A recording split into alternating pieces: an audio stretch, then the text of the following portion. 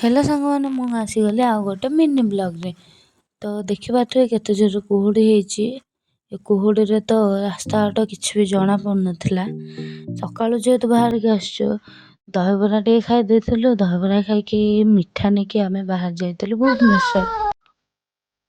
ତ ଯେହେତୁ ମୋ ଶାଶୁ ଘରେ ଅଛି, ଭିଡ଼ିଓ ତ ଆଣିପାରୁନି, କିନ୍ତୁ ଆଜି ଭୁବନେଶ୍ୱର ଯାଉଛି ମାନେ ଭିଡ଼ିଓ ତ ବନତି ହେ। ଆକ୍ଚୁଆଲି ଭୁବନେଶ୍ୱର ଯିବାର କାରଣଟା ହେଉଛି ଜଣଙ୍କ ସାଙ୍ଗରେ ଦେଖା କରିବାର ଅଛି। ଭିଡ଼ିଓଟା ଦେଖନ୍ତୁ, ଆଗକୁ ଜାଣିପାରିବେ କାହା ସାଙ୍ଗରେ ଦେଖା କରିବାକୁ ଯାଉଛି।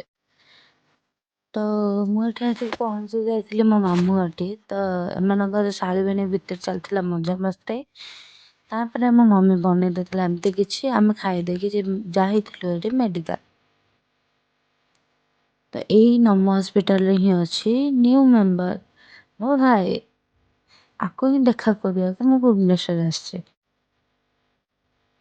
ସିଏ ତ ତାର ନିଦ୍ରାରେ ନାଚୁଛି।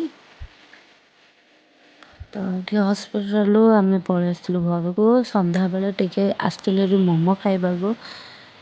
ତ ଏଠି ମୋମୋ ଆସିଗଲା ଆଉ ମୁଁ ବସିକି ମୋମୋର ଏନ୍ଜୟ ନେଲି।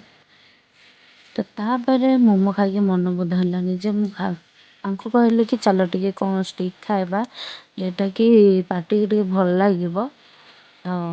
ଆମେ ଏଠି ଆଣିଥିଲୁ ଏଠି ପନିର, ମସରୁମ୍, କର୍ଣ୍ଣ, ତିନିଟାକ ଷ୍ଟିକ୍ ଆଣିଥିଲୁ ଏଠି। ତାପରେ ରାତିରେ ଆସିଥିଲା ଏଠି ମୋ ନାନା, ଭାଇ, ଭିଣେଇ ଭାଇ ସମସ୍ତେ ଆସିଥିଲେ। କିନ୍ତୁ ସେ ଦୁଇ ଜ୍ୱାଇଁ ଯାକ ସେପଟ ରୁମ୍ରେ ଶୋଇଥିଲେ, ଆଉ ଆମେ ସବୁ ଏଇପଟ ରୁମ୍ରେ ରୋଳା କରୁଥିଲୁ। ସେ ଟାଇମ୍ ବୋଧେ ମେ ବି 1 ଏଭବ ହବ।